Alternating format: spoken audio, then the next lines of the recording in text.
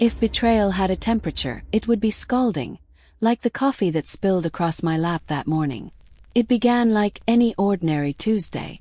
Sunlight poured through the kitchen windows, slicing stripes across the worn tile floor. The scent of overbrewed coffee, bitter black the way Lisa's husband liked it, drifted through the air.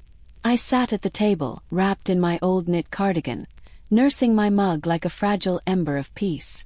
I should have felt comforted in that moment. Instead, I felt watched. "Grandma," Travis said, his voice too casual, too cool. "Can I borrow your credit card again? There's a thing for my gaming setup. Just $5,000. I didn't flinch. Not this time. "No," I said softly but firmly. The syllable hovered between us like a knife. Lisa didn't react at first. She stared at the sink. The room went still.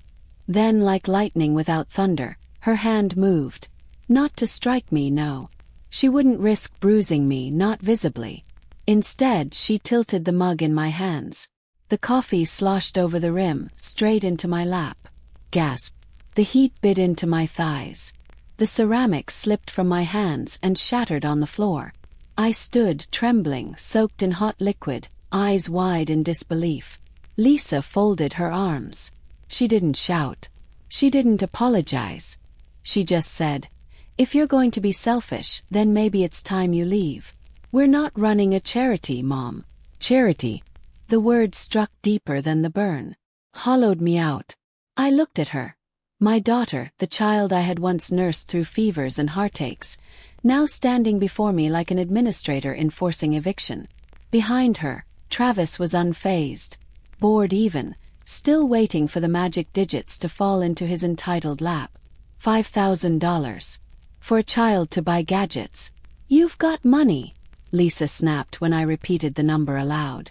"You've been sitting on it since Dad died." I tried to speak, to remind her I've paid for their utilities, never once asked them to cover my medications. But she rolled her eyes and talked over me. "You're lucky I let you stay here after your surgery." Me. That was the moment I knew. I was no longer her mother. I was an asset, an inconvenient one. I stood dripping at the center of her immaculate kitchen, the coffee pooling around the broken mug like spilled dignity. Lisa turned back to the counter, as if she hadn't just committed a quiet violence. As if I were a smudge she could wipe away. I didn't argue. I didn't beg. I walked out of the room and down the hall to the guest bedroom, the room I'd been banished to after my hip replacement, the one she referred to as temporary. I closed the door and pressed my back against it. The sting in my legs was nothing compared to the ache in my chest. I had been measured, weighed, and found excessive. The silence rang louder than any accusation. Later, as I peeled off the damp pajama pants and rinsed the burns with cool water, I stared at my reflection in the bathroom mirror. My face looked tired but not weak. I touched the edge of the bruise forming on my soul, and I knew I couldn't stay here. Not another night. Because what they did wasn't a moment of anger. It was a verdict. I had outlived my usefulness, and they wanted me gone. I opened the linen closet and pulled out a suitcase that hadn't seen daylight in 3 years. I stood on tiptoe to reach it, my hand gripping the doorframe for balance. Pain flared in my hip, but I didn't complain. Pain was nothing new. What was new was the clarity. They didn't love me. They used me. They saw my savings as a shared fund, my presence as an obligation, my gratitude as a currency they could cash in whenever they needed leverage. As I folded the clothes I'd quietly worn in service of their comfort, pajamas, loose cardigans, slippers, I realized I wasn't packing to escape. I was packing to remember who I was before I let them shrink me. I slid open the drawer beneath the bed and pulled out an envelope, one I had tucked away months ago, instinctively. It held a copy of my bank's routing number, a printout of my will, a few photocopied IDs. I didn't know why I'd kept it then. Now I understood. Some part of me had always known this day would come. I paused only once, to pick up a photo from the nightstand. Lisa and I at her college graduation. She wore that same smug smile even then. Back when I still believed her success was mine too. Back when I hadn't realized some daughters grow up not to love you, but to use the shadow you cast. I didn't cry. Not yet. Instead, I zipped the suitcase closed and sat on the edge of the bed. My hands trembled, but my mind was still. Somewhere behind me, the echo of Lisa's voice floated down the hallway, sharp and clinical. Either give him the card or be out of here by the end of the day. She didn't expect me to leave. But she also didn't expect me to have anything left in me but fear. She was wrong. Because quiet doesn't mean weak. And sometimes the strongest choice you can make isn't staying and enduring. It's leaving before they get the satisfaction of watching you fall. I sat at the edge of the bed for what felt like hours, though the clock told me it was only minutes. The air in the room had changed. It was thicker, like the house itself had turned on me. The walls no longer offered shelter, only reminders. Every picture frame, every carefully chosen pillow Lisa once claimed I'd love, now felt like decor in a cage I hadn't realized I'd been locked in. It wasn't just the coffee. It was years of slow erosion. The erosion of boundaries, of independence, of my voice. I stood and opened the closet. My suitcase, dusty and half-forgotten, sat on the top shelf. I reached for it, gripping the dresser with my free hand for balance. My hip ached.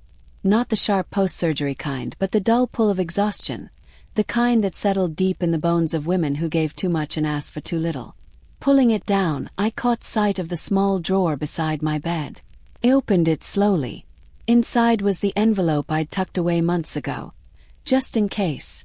It held my birth certificate, an old insurance card, and a printed routing number to my bank. I didn't know why I had hidden it then. Maybe I did. Some part of me always knew this day would come. Packed in silence, each item folded carefully, deliberately. This wasn't just packing. It was reclaiming. With every sock, every blouse, I felt a sliver of control return to my hands. Not power. Power had been stolen long ago, but presence. I was present again in my own life. I glanced at the framed photo on the dresser. Lisa and me at her graduation. She looked so proud. But now I wondered, was she proud of me? Or proud of the version of me that served her, supported her, softened for her? The doorknob twitched. Hesitation. Then nothing. She knew I was in here. Packing. Leaving. But she didn't knock. She didn't call out. She didn't care. Not enough, not yet. That absence was louder than any slammed door. I reached under the bed and pulled out the tin box where I kept my journal. It wasn't fancy. Cheap spiral-bound notebook. But inside, it held years of scribbled thoughts, grocery lists, medication notes, and memories. In the back were dates, transactions, little red flags I had ignored in the name of love. Times Lisa borrowed my card. Times she intercepted mail. Times she answered calls from my doctor and told them I was too tired to speak. She'd been managing me, grooming me for dependency. And I let her. That realization crushed me.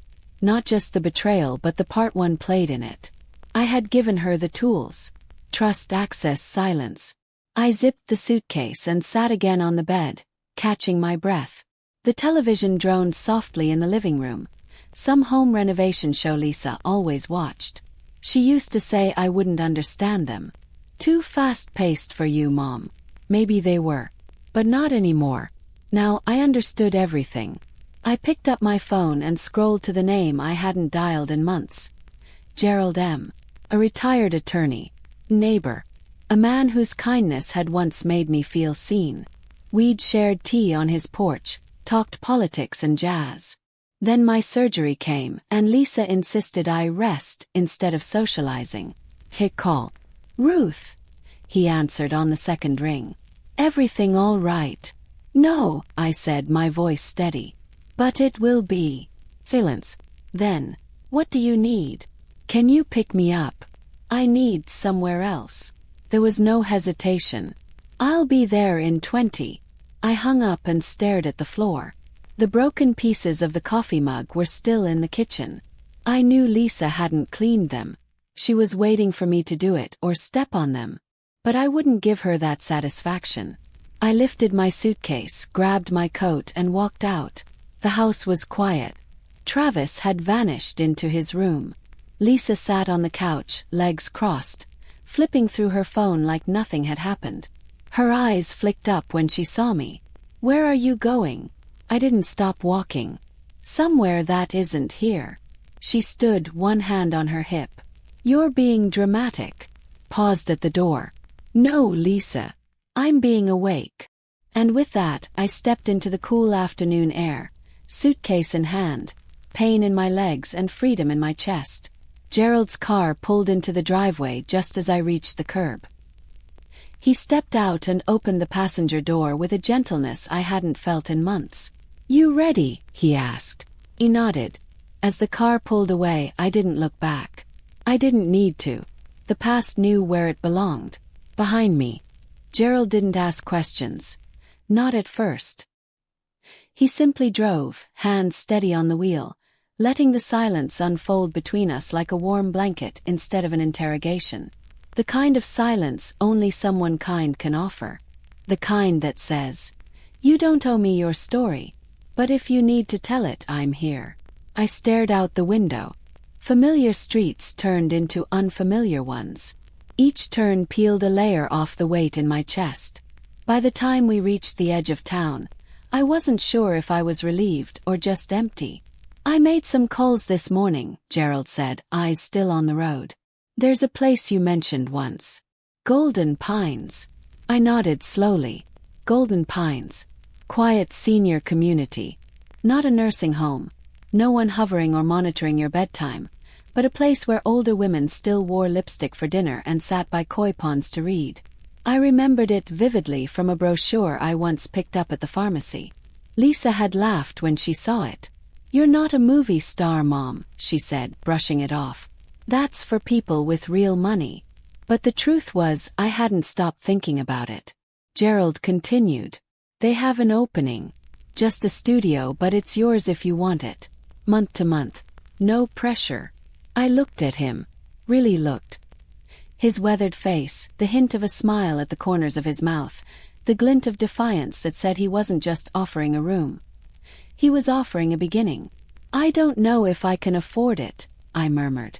"You don't know yet," he corrected gently. "Let's find out." The car pulled up to a small, sun-washed entrance lined with azaleas and trimmed hedges. The sign read Golden Pines, in delicate cursive script. No gold. No pine trees. Just quiet. A woman in a soft yellow sweater stood by the door. "Ruth?" she asked, her smile both warm and firm. "Welcome, Mlia." Gerald called ahead. I almost laughed. Gerald was always 2 steps ahead. Leah gave us a short tour. A garden with benches. Library. A room for crafts. A yoga studio for the flexible ones, she joked.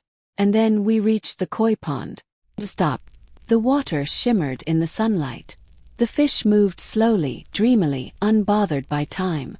I remembered sitting by water like this in my youth, thinking the world was full of choices. Now it felt like I had one again. "I used to come to places like this to think," I said softly. "You still do," Gerald replied, settling beside me on the bench. We didn't speak for a while. The pond didn't ask us to. Back inside, Leah brought over tea and a stack of paperwork. No pressure. No marketing.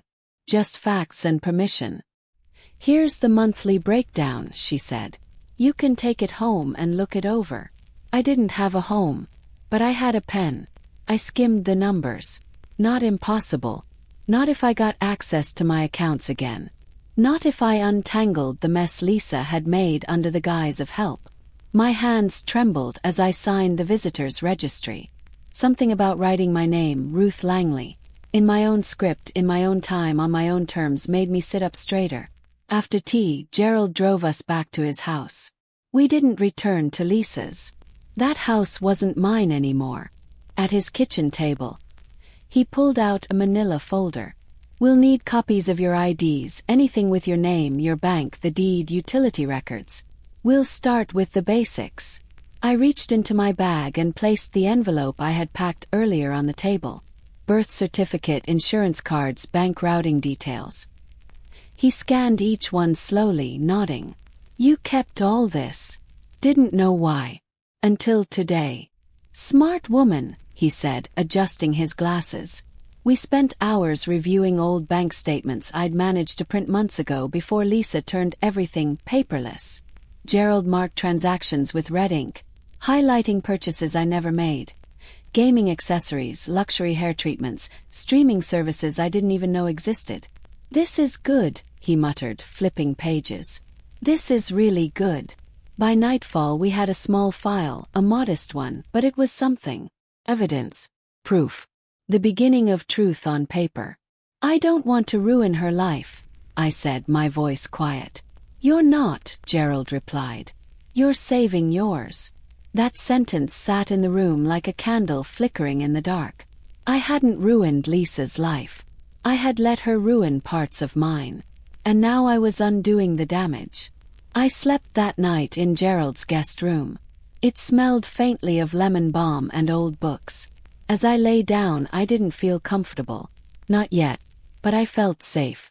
The next morning, I woke to the sound of a printer. Gerald was already making copies. We had work to do.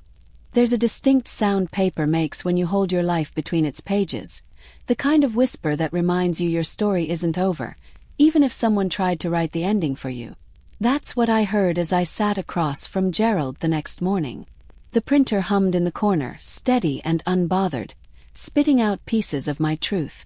Next up, he said, a call to the financial abuse unit.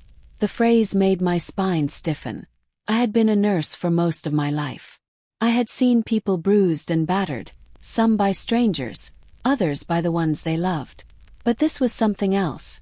No black eyes, no broken ribs. Just a stolen signature. Hijacked voice. An empty wallet where trust used to be. Gerald made the call. The woman on the other end, kind but professional, asked for a brief overview. I believe I've been financially exploited by my daughter, I said calmly. There was a pause. I'm so sorry, Mrs. Langley. Let's begin with some documentation. By noon we had a case number, an assigned officer, and a to-do list. I didn't flinch. I didn't stall. My hands moved with a kind of tired precision, stapling, labeling, highlighting. It wasn't rage fueling me anymore. It was clarity. The thing about waking up from manipulation is that everything suddenly makes sense. The late-night Amazon charges. The overdraft notices I never saw. The way Lisa would forget to bring in the mail, then magically find it torn or crumpled days later. The way she talked to pharmacists for me, corrected my answers at the doctor's office, told neighbors I was resting when I wanted to visit. She hadn't been helping. She had been rearranging my life to better fit her needs. Gerald and I finished compiling the files by mid-afternoon. He looked exhausted, felt lighter. It was like carrying bricks for years and finally getting to set them down one by one. Then came the house. I had forgotten, in all the chaos, about the title. Whose name is on the deed? Gerald asked. Pause. Hers. Lisa's. She had me transfer it to her before my hip surgery. Said it would help with the hospital paperwork. Gerald stared at me. Did you sign over full ownership? I don't think so. Signed something. But I kept the original deed. She never asked for it. Gerald nodded slowly. If the deed still lists you as the primary owner, then legally that house is yours. We'll need to double-check the transfer and file a protective trust. The idea of the house, my house, being reclaimed sent a ripple through me. Not because I wanted the bricks and beams, but because it was mine. It had been mine before Lisa turned my recovery into her strategy. She'll fight it, I said. She can try. But paperwork doesn't lie, Gerald replied. We drafted a letter that day. A formal notification that the property was being reassessed. That all transactions under the trust's name would be frozen until further notice. Lisa wouldn't see it coming. She thought I was still licking my wounds in the guest room, still flinching from hot coffee and sharp words. Instead, I was building a wall she couldn't climb. That evening I took a walk alone. Gerald insisted I take his cane just in case. I didn't need it. The pain in my hip had dulled. Not gone, just manageable. A reminder that healing takes many forms, and some of them hurt less when you stop pretending. I walked past a group of children playing hopscotch on the sidewalk. Their laughter was the kind that echoed, bright, unaware, untouched by betrayal. I didn't envy them. I didn't resent them. I just wondered what Lisa's laugh used to sound like before it turned into a demand. When I returned to Gerald's, he had made tea. He was always making tea. "Tomorrow," he said, "we scan everything. We notarize. We call the attorney." He nodded. "What happens after that?" He smiled. "You take back your name." I sat down and stared at the envelope on the table, the one with my late husband Cliff's handwriting. I hadn't opened it. Not yet. The label read, "Only when you're tired of pretending you're okay. Tonight might be that night." I opened it slowly, hands trembling. Inside was a letter. Just a few lines. "Ruth, if they ever make you feel smaller than the woman I married, don't argue. Don't explain. Just leave. You don't owe anyone the right to dim your light. Use what's yours. And make damn sure they can't take it again. Cliff." Underneath was a check. $10,000. Dated 3 years ago. Cashed. I laughed. Quiet, broken thing. Cliff had known. Maybe not all of it, but enough. I held the check in my lap, the corners soft from age, and said to no one in particular, "You were right." Then I made a promise. To myself, to Cliff, to every woman who had ever been tricked into silence. I would not go back. Not for guilt. Not for family. Not for the illusion of peace. The next morning I deposited the check. Not because I needed the money, but because it was mine. And this time I intended to use it. Some debts aren't written in numbers. They're written in patience, silence, and all the apologies you never get.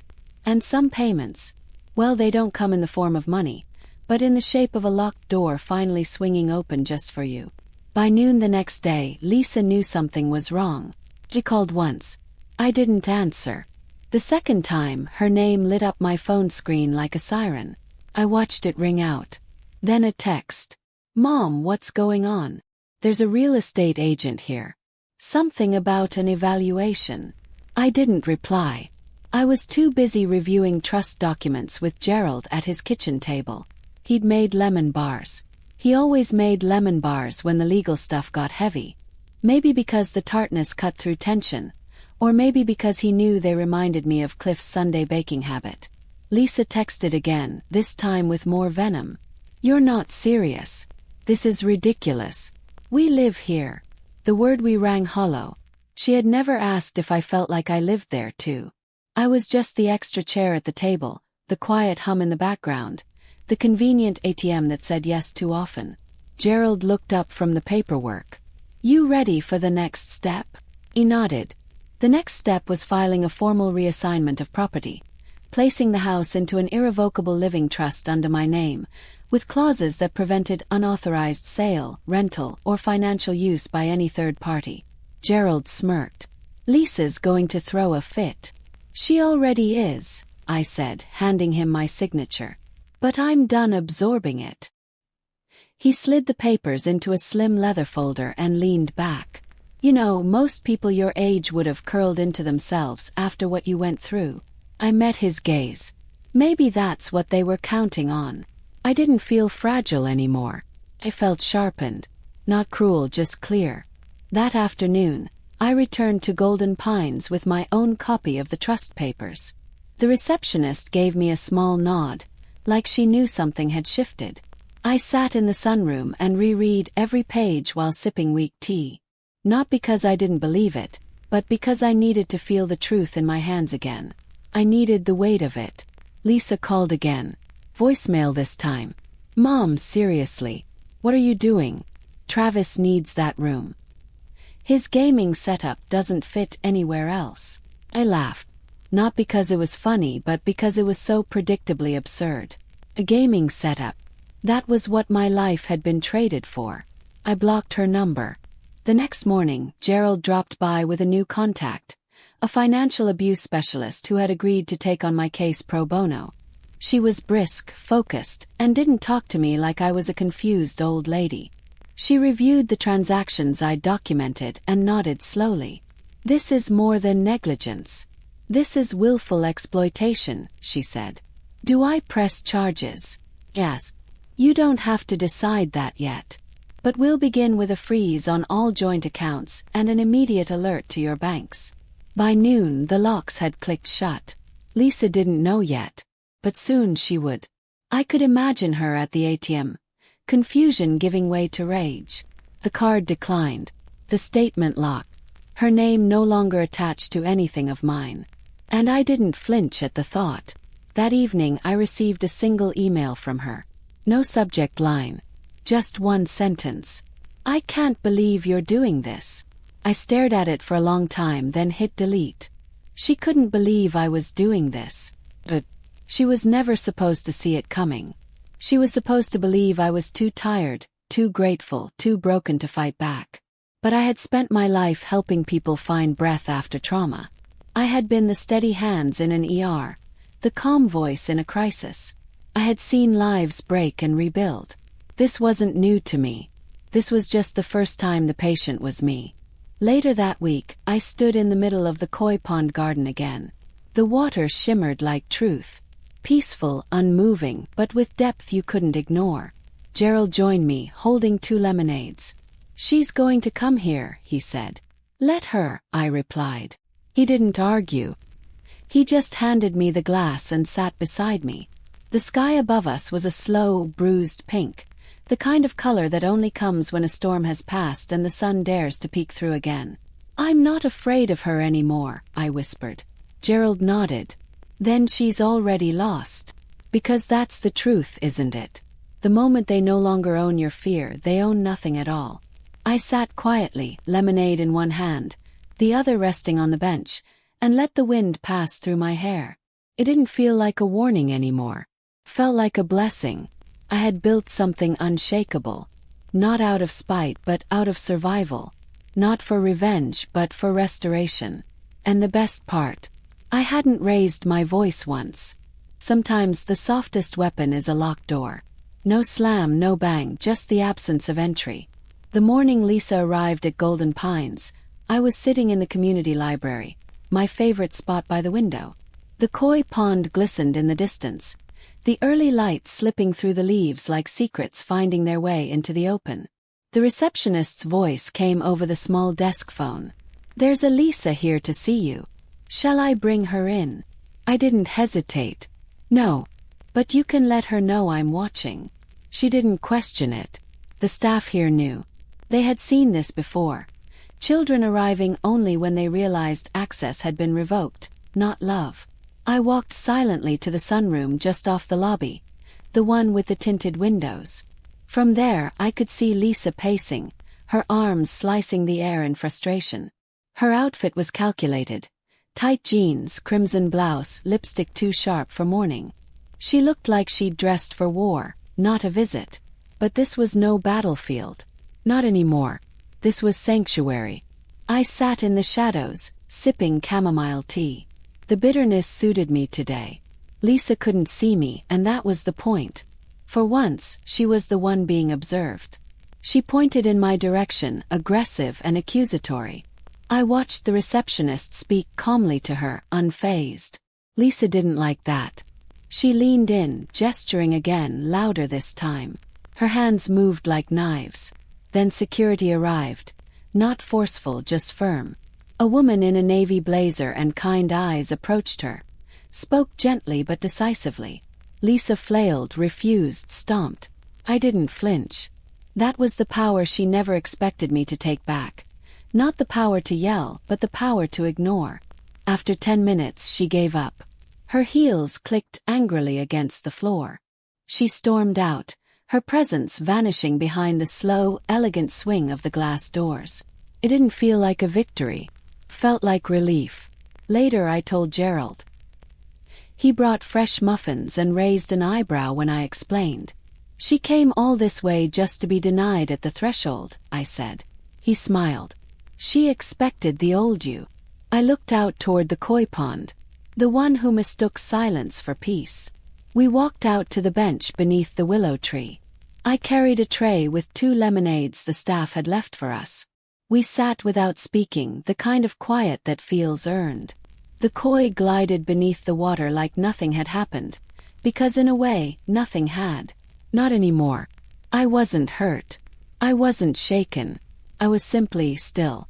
That's when it truly hit me. She came to stir chaos, and I met her with stillness. That's how I knew it was over. Not because she stopped trying, but because I no longer needed to explain why I wasn't letting her in. That night, I wrote in my journal, "When they come with fury, meet them with peace. That's how you know you've healed." I framed that page and set it beside my bed. A reminder for the next storm, should it ever come. Not to brace, but to stay seated. Because sometimes, the loudest act of power is choosing not to rise. The next morning, another envelope arrived. This time it was handwritten. No return address. Just my name in Lisa's careful cursive. As if style could cover intent. I held it in my hand.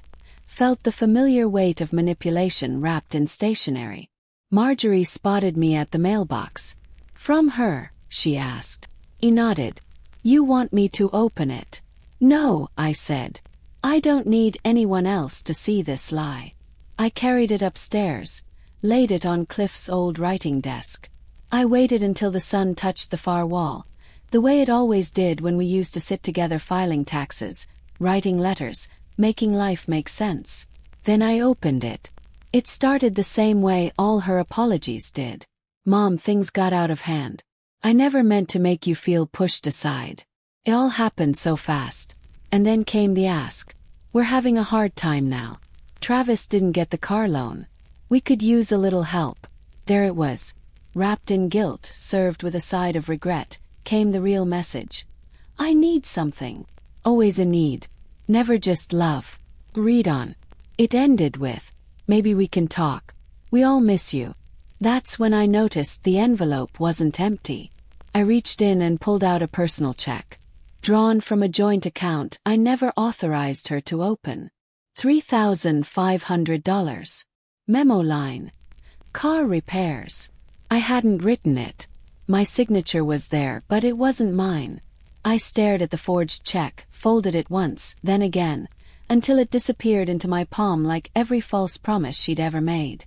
Then I fed it to the shredder. No words. No tears. Just paper turning into dust.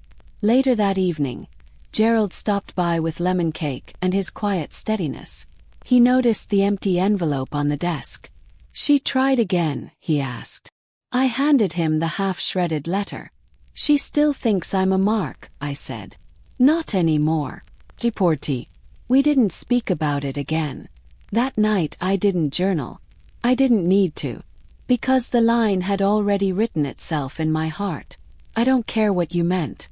What you did was enough." The call came just after dawn, when the sky was still brushing off dreams and the koi pond rippled in soft gold.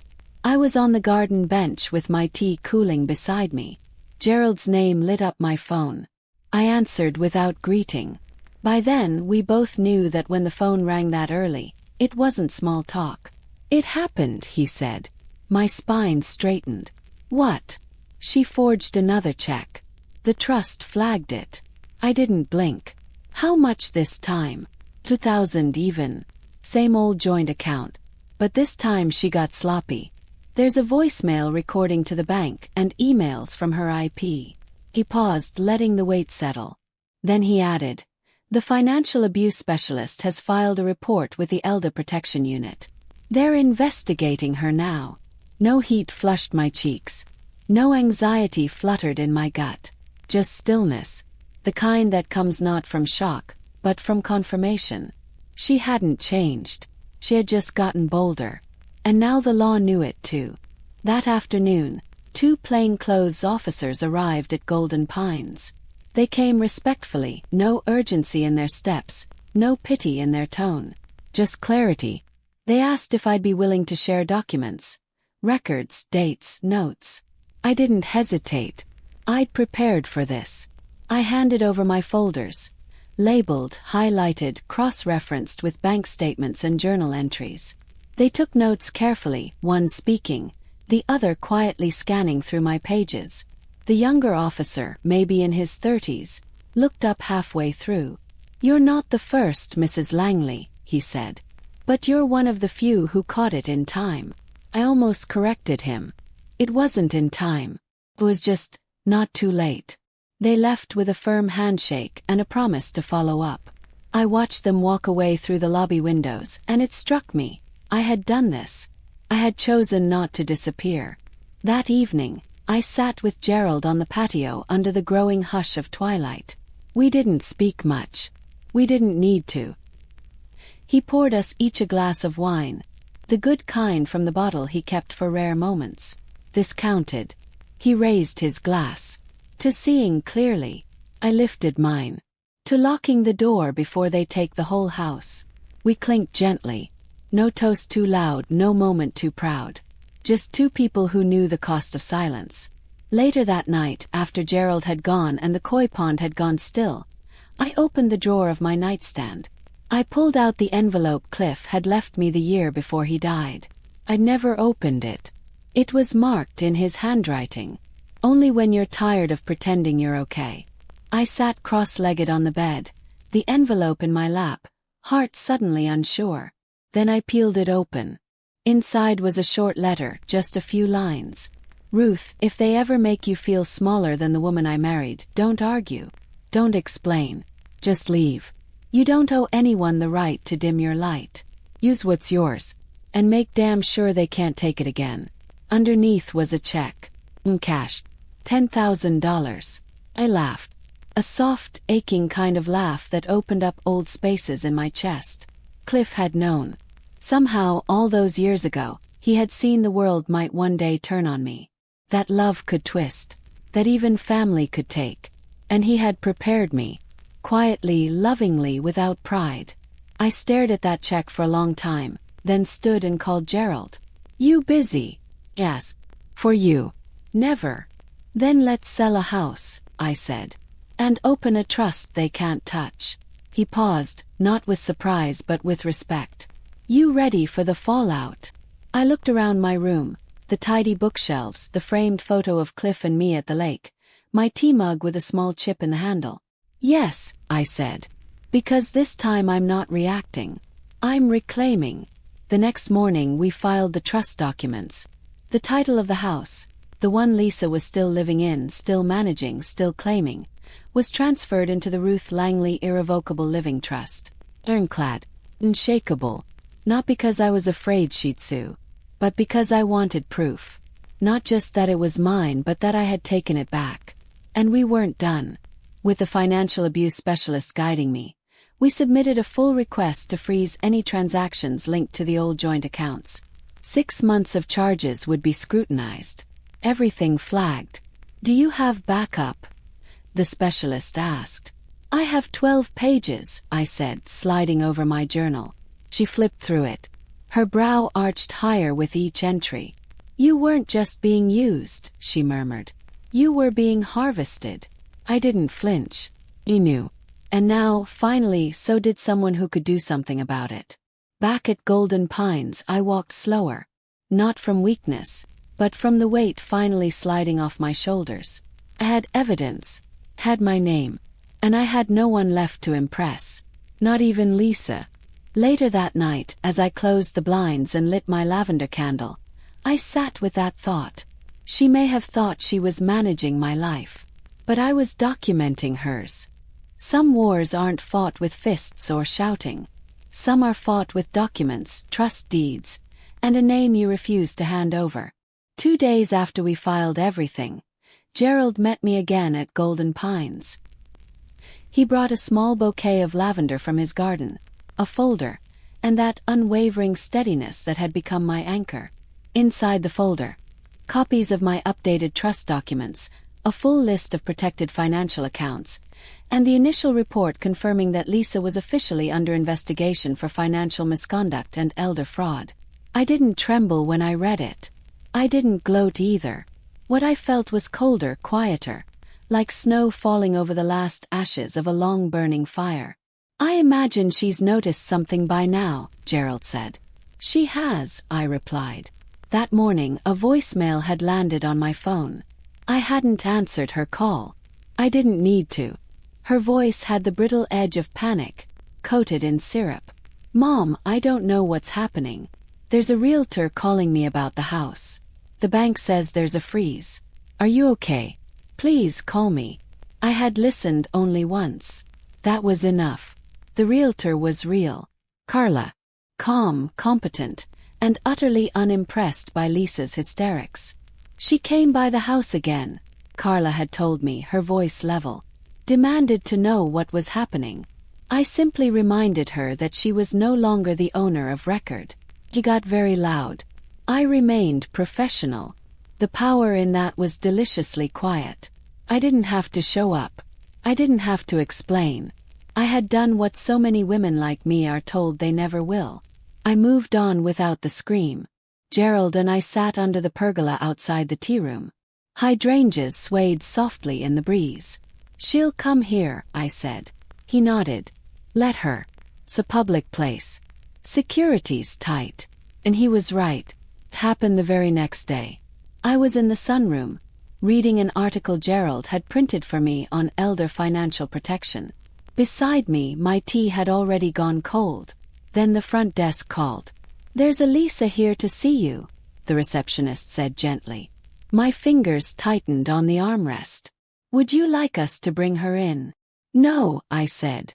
"But let her know I'm watching." I moved into the shadows of the adjacent lounge, where I could see the lobby clearly but remain unseen. A tinted glass window. Quiet vantage. Lisa stood there like a misplaced painting. Vivid red blouse, tight jeans, her anger wrapped in desperation. "You paste." He pointed. She demanded. She was beautiful once, I thought. As a child, she looked like a sunrise. Now, she resembled a storm that forgot how to rain. The receptionist calmly explained again that no visitors were allowed without consent. Lisa gestured in my direction. I watched her face twist when she realized she had no access. Not to the building. Not to me.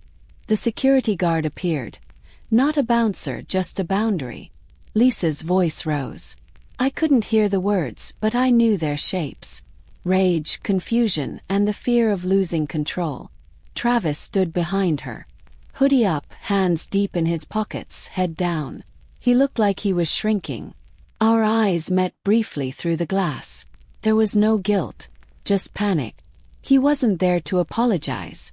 He was there for the loss. Access. Of money. Of control. Lisa's voice cracked. She tried to push past the guard. The guard raised a single hand. Firm. And that's when Lisa saw me. She looked through the tinted window, saw the outline of my frame sitting silently just beyond her reach. Her mouth moved. I could read it. "Mom."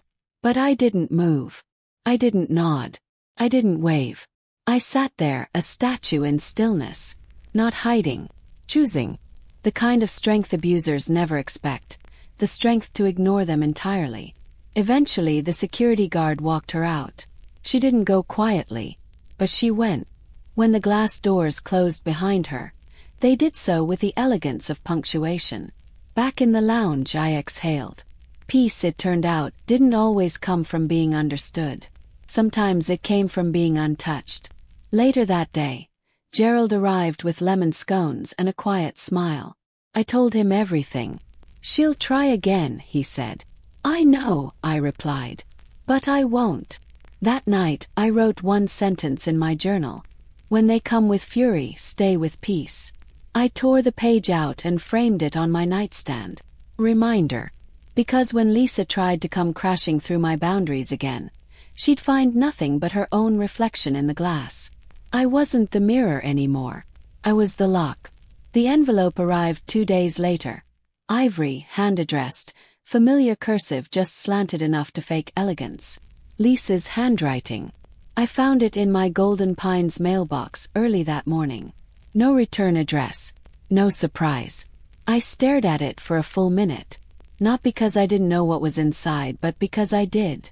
Marjorie passed me in the lobby with her morning paper and noticed the freeze in my hands. "From her?" she asked gently. He nodded. "Want me to open it for you?" No, I said. I don't need anyone else to see this lie. I carried it upstairs and laid it on the small writing desk Cliff used to sit at. Waited until the sun hit the far window, just the way it used to when we worked side by side on taxes or letters to his army buddies. Then I sat, breathed, opened it. The first word. Mom. Not dear Mom. Not I'm sorry. Just Mom. Like she still had the right. The letter began predictably. A few shaky lines of regret, saying how things got out of hand, how she never meant to make me feel like a burden. That old trick. Using misunderstanding like it could sponge away months of calculated betrayal. And then line 3. We're having a hard time now. Bills are piling up. Travis didn't qualify for the car loan after all. There it was. Ask. The apology wasn't an offering. It was bait. Polished just enough to look like mercy. But I had changed. I didn't flinch. I didn't fold. Kept reading. I know we've had disagreements, but you've always been generous. If you could just help this one time. She included a check, $3,500, drawn from one of the old joint accounts she'd once set up for convenience. My name printed on it. Memo line. Car repairs. I hadn't written it, but it looked real. Forgery. Or something she never cashed, intending to use it like a token of good faith. Either way, it was a trap. I folded the check in half, then in half again, then once more, until it disappeared into my palm like the last of my illusions. Then I stood and walked it straight to the shredder at the front desk. No ceremony, no emotion, just paper turning to dust. I left the letter itself open on my desk. A carcass of her manipulation. Reminder. Later that afternoon, Gerald stopped by with lemon cake. He saw the letter and raised an eyebrow. She tried again.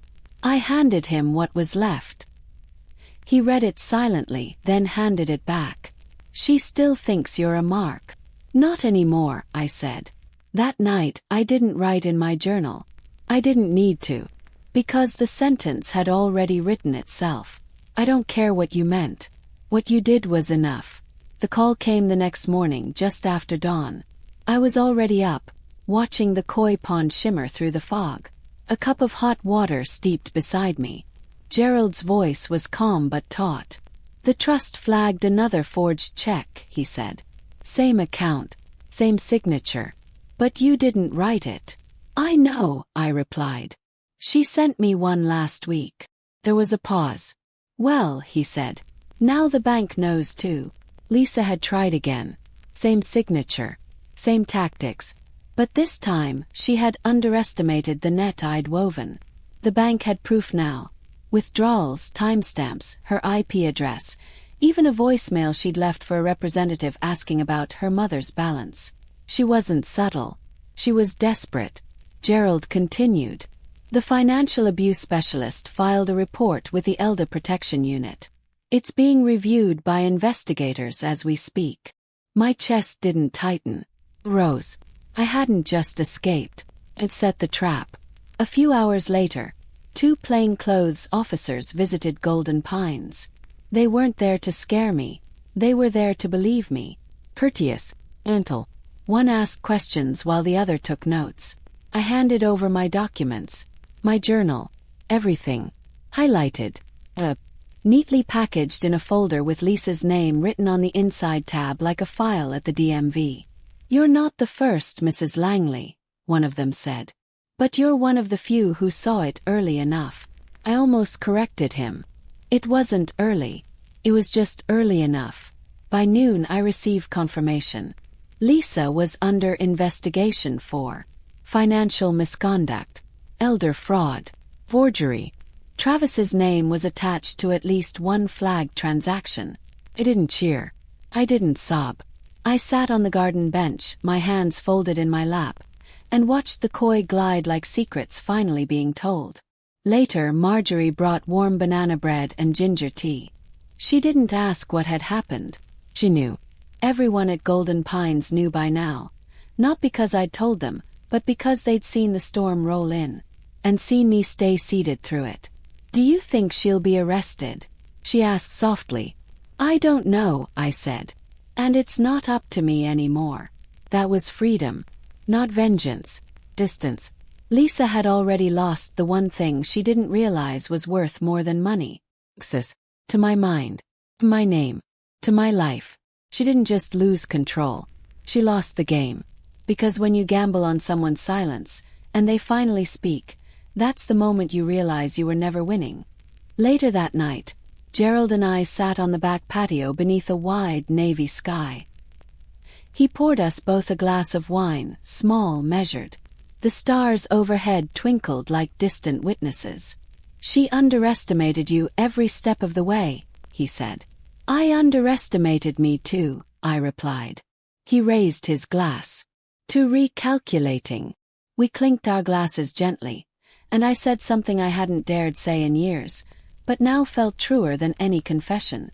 I'm safe, not just from Lisa, from needing to explain myself to anyone who mistook my kindness for surrender. That night, I slept with my window open. The air smelled of jasmine and warm pine, and the wind didn't whisper warnings. It sounded like applause. It happened on a Thursday just after lunch. The hallways of Golden Pines were hushed. Sunlight streamed in like honey, coating the floors in golden light just before it reached the koi pond. I was sitting on my usual garden bench beside Marjorie. We shared a folded quilt across our laps. She was reciting the bridge schedule, annoyed about how none of the new residents could shuffle properly. And then I saw them, Lisa and Travis. They were walking up the curved brick path that led to the entrance. Lisa's stride was sharp, her heels clicking like accusations. Travis lagged behind, hands in his hoodie pockets, slouched with the weight of entitlement. They didn't come for peace. They came for a performance. The security guard, Doris, sharp-eyed and even sharper-minded, spotted them first. She stepped from behind the front desk before they even reached the front door. Lisa gestured wildly, pointing past Doris toward the back garden. Her face looked like it had been carved out of rage. I didn't move, didn't run, didn't even flinch. Marjorie glanced toward the entrance and stiffened. Should I call Gerald? No, I said. Let her see me calm, because some truths are best served quiet. I wanted Lisa to witness what peace looked like when it wasn't begging for her approval. Lisa finally saw me through the glass. Her face twisted in recognition, then something more primal. Panic, disbelief. She tried to move past the desk. Doris stepped in. Lisa's mouth moved fast, though the thick glass muffled her words. But I didn't need to hear them. I knew them. Rage, desperation, maybe even a cracked apology, but only if it bought her time. Travis stood behind her, looking smaller than I remembered, unsure now. His eyes met mine through the glass. For a second I thought he'd mouth something. But he didn't. He just looked lost. Doris lifted her hand and pointed back toward the parking lot. Lisa exploded in movement. Arms raised, voice rising. Travis muttered something and turned first. But let the boy lead for once. Lisa stood her ground a little longer, her arms rigid, mouth trembling. Then she mouthed a single word. Mom! But I didn't move. I didn't wave. I didn't rise. I stayed seated beside Marjorie, the quilt still draped over our legs, the koi pond shimmering behind me like time's patient witness. They left. I watched until they were only shadows, until the engine roared and they disappeared down the curved drive, taking their drama with them. Marjorie exhaled slowly. You didn't even blink. Smiled. I already said goodbye. They're just now hearing it. Later that afternoon, Gerald arrived with a small bag of scones and a single stem of garden-cut lavender. I told him what had happened. He nodded unfazed. They'll try again. I know, I said, but I won't. That evening I wrote in my journal. When they came with fury, I stayed with peace. That's how you know it's over, when you don't need to yell back. I tore the page out and slid it into a small silver frame beside my bed. The kind Cliff used to use for family photos. Felt fitting now. A picture painted in silence. And I made a decision. If they returned, they'd find nothing left to take. Not my voice. Not my attention. Not my name. It arrived 2 days later. Of course it did. Lisa's final act of desperation. A small white envelope, hand-addressed, dropped discreetly in the Golden Pines mailbox. Same slanted handwriting. Same calculated elegance. I didn't even need to open it to know what it was. But I did. I walked upstairs, laid it gently on the desk, waited for the sun to stretch across the floor like it always did around this time, painting the room in golden resolve. Then I sat and opened it. No greeting this time. Just a single sentence. I miss you. Check was tucked inside again. This one smaller. $500. No memo. Just bait. I didn't fold it. I didn't tear it. I lit the candle on my writing desk. The one I kept for when the power went out or when I needed the smell of something that wasn't guilt. I watched the flame flicker. And then, with quiet precision, I fed the check into the flame. It curled, blackened, and disappeared. I didn't watch it burn out. I walked away. Because some things are better turned to ash than to memory. That night, I didn't sleep with the window open. I bolted the lock, not from fear, but from understanding. Not everything that knocks deserves an answer. The phone call came early the next morning, just as dew was still clinging to the garden benches and the koi pond shimmered in pale morning light. I was sipping tea, something floral and forgettable, when Gerald's name lit up the screen. His voice was calm but sharp. It started. What? I asked, though I already knew. The trust flagged a forged transaction attempt. Same account. Same fake signature. The bank caught it. They're cooperating with the investigators now. I didn't speak right away. Not from shock. From validation. Lisa had tried again. Even after the door had shut. Even after seeing me unmoved behind that pane of glass. She still thought she had access. That I was still hers to tap. But the locks were changed. She also left a voicemail with the bank, Gerald continued. Asked about your account balance. Used your full name. She's not subtle, I said dryly. No. She's desperate. The silence on the line hummed for a second, then he said the words that would change everything. The financial abuse specialist filed a report. Elder Protection Unit is opening an investigation. The words fell gently like autumn leaves. Not explosive. Not frightening. Just inevitable. I wasn't just a victim anymore. I was a witness. Plaintiff. A woman finally believed. A few hours later, 2 plainclothes officers arrived at Golden Pines. Professional. Courteous. No fanfare. One carried a notepad, the other a slim recorder. They didn't question my memory. They honored it. We sat in the tea room, my favorite spot, and I walked them through the paper trail. I showed them my journals. Dates, transactions, receipts, copies of forged checks. A letter. The check Lisa had sent me in her handwriting with my printed name. They took everything. They called it evidence. You're not the first, the younger officer said as he closed his folder. But you're one of the few who saw it in time. I almost corrected him. It wasn't early. It was just early enough. By noon I had confirmation. Lisa was under formal investigation for financial misconduct, forgery, and elder exploitation. Travis's name had surfaced, too. Mentioned in a flagged Venmo transfer tied to my card. The boy who once asked for $5,000 like it was gum money had finally drawn the eyes of people who wouldn't shrug it off. I didn't cry. I didn't cheer. I sat in the garden again, beneath the same umbrella of branches that had covered me the day I signed the trust. My hands folded in my lap. And I thought of every time Lisa said, "You're lucky I'm helping you." Well, she wasn't helping. She was harvesting. Later that afternoon, Marjorie appeared with a still warm slice of banana bread and 2 mugs of ginger tea. She didn't ask questions. She didn't need to. The staff knew. Everyone at Golden Pines did.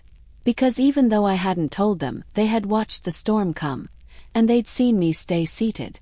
"Do you think she'll be arrested?" Marjorie asked quietly. "I don't know," I said. "And it's not up to me anymore." That's what freedom felt like. Not revenge. Distance. Lisa had already lost the one thing she couldn't fake. Access to me. My presence. My dignity. She hadn't just lost money. She'd lost her gateway. Because when you gamble on someone's silence and they finally speak, no scream, just paper, truth, clarity, that's the moment you realize you were never winning. That night, Gerald and I sat outside beneath a tapestry of stars, the air warm and just shy of summer. He poured us both a small glass of wine and said, "She underestimated you every step of the way." "I underestimated me too," I replied, echoing the words I'd once whispered weeks ago. But now they rang out louder, truer. He lifted his glass. "To recalculating," he said again. We clinked. And this time I didn't just say it. I knew it deep in my bones. I'm safe. Safe not from the world, but from the need to shrink myself for anyone else's comfort. Safe because I had locked the door from the inside, and thrown away the key. Safe because I had looked at the woman in the mirror and said, "You were never the fool. You were the fighter who forgot her power." That night I didn't journal. I didn't need to. The page had already written itself in the choices I made. The silence I kept, the locks I changed, and the voice I found again, not to shout but to speak with finality. I slept soundly, not because everything was over, but because the worst part, the silence that let it grow, was done. The wind that morning didn't feel like warning anymore. Felt like applause. Gentle, rustling through the garden like it was cheering me on for finally choosing myself. I was sitting by the koi pond again, the same bench, same breeze. But everything inside me was different. Stronger. Firmer. Oh. That's when I saw them. Lisa and Travis. Coming up the curved brick path that led to the front entrance of Golden Pines. Her walk was fast, almost militant. Arms stiff, jaw set. A woman marching toward control she believed she still owned. Travis slouched behind her, hands in hoodie pockets, dragging his feet like a child late to class. They hadn't called ahead. They hadn't asked. They assumed, as always, that showing up uninvited would earn them an audience. Doris, our eagle-eyed security guard, spotted them instantly. She stepped out from behind the front desk, her posture upright and kind, but immovable. I stayed where I was. I didn't hide. I didn't run. I didn't prepare for battle. I simply existed. Marjorie was beside me, her hand resting on the quilt we'd spread across our laps. Her eyes flicked toward the door. "Should I call Gerald?" she asked. "No," I said softly. "Let her see me calm." That was what I wanted Lisa to witness. Not defiance, not fury, but peace. The kind of peace she couldn't fake, couldn't manipulate, couldn't bend to her favor. Through the wide glass panels of the lobby, Lisa finally spotted me. She pointed, sharp, aggressive. Then she moved to push past Doris. But Doris was ready. She stepped in with one firm gesture and spoke words I couldn't hear but recognized all the same. Words of refusal, of limits. Lisa's voice rose. Her mouth moved faster than her thoughts, flinging familiar shapes of blame and outrage. Travis stood awkwardly to the side, pretending not to care, but his eyes kept darting toward me, toward the woman who used to be his silent source of cash and care. I didn't move, didn't blink, didn't wave. I simply sipped my tea and turned slightly away, offering her the most powerful message I could: disinterest. Security gestured toward the parking lot. Lisa's arms flew up in disbelief. She looked around as if the air owed her something. Then Travis muttered something under his breath, turned, and walked back to the car. But let the boy lead for once. Lisa stood frozen for a few moments longer, chest heaving, eyes flickering with fury. She mouthed something. "Mom!" But I didn't move, didn't react, didn't grant her what she came for. Marjorie reached over and gently squeezed my hand. "You didn't even blink," she whispered. "I already said goodbye," I replied. "They're just now hearing it." Later that day, Gerald arrived with a small bag of scones and a bouquet of wildflowers wrapped in twine. I told him what happened. "She came all this way just to be denied at the door," he said with a wry smile. "She expected the old version of you. She did, I nodded. But that version's gone. We sat together on the back patio, watching the light shift through the leaves. There was no need to fill the silence. It was a silence I had chosen, and it had become my sanctuary. That night I wrote in my journal, "When they come with fury and you remain with peace, that's how you know it's truly over." I tore the page out, folded it once, and placed it in a small frame beside my bed. Reminder. Declaration. 2 days later a letter arrived. Handwritten. No return address. Lisa's handwriting. I didn't open it right away. I held it in my hand for a full minute, standing in the lobby, coffee in the other hand, Marjorie watching from across the room. "From her?" she asked. He nodded. "Want me to open it for you?" "No," I said. "I don't need anyone else to see this lie." I took it upstairs and laid it on Cliff's old writing desk, sunlight pouring through the far window like it always had when he paid bills and wrote letters to his army buddies. When the light was just right, I sat down and opened it. The first word. Mom. Not dear Mom. Not I'm sorry. Just Mom. Like she still had the right. The first paragraph stumbled through regret. How things got out of hand. How she never meant to hurt me. How it was all a big misunderstanding. But by line 3 the real reason arrived. "We're having a hard time now. Bills are piling up. Travis didn't qualify for the car loan." There it was. Asked. Wrapped in fake contrition.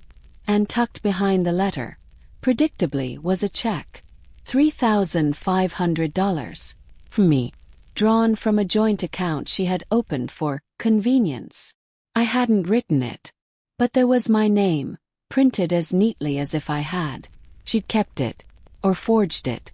Maybe both. It wasn't peace. It was bait. I folded it once. A third time. Then walked it calmly to the shredder near the front desk. I didn't need to shout. Didn't need to confront. I just needed to choose myself one final time. When Gerald visited later that afternoon, he spotted the envelope still sitting open on my desk. She tried again. I handed him the letter. He read it in silence. "She still thinks you're a mark." "Not anymore," I said, and I meant it. That night I didn't journal, because this line had already been written on my soul. "I don't care what you meant. What you did was enough." And that finally was my freedom.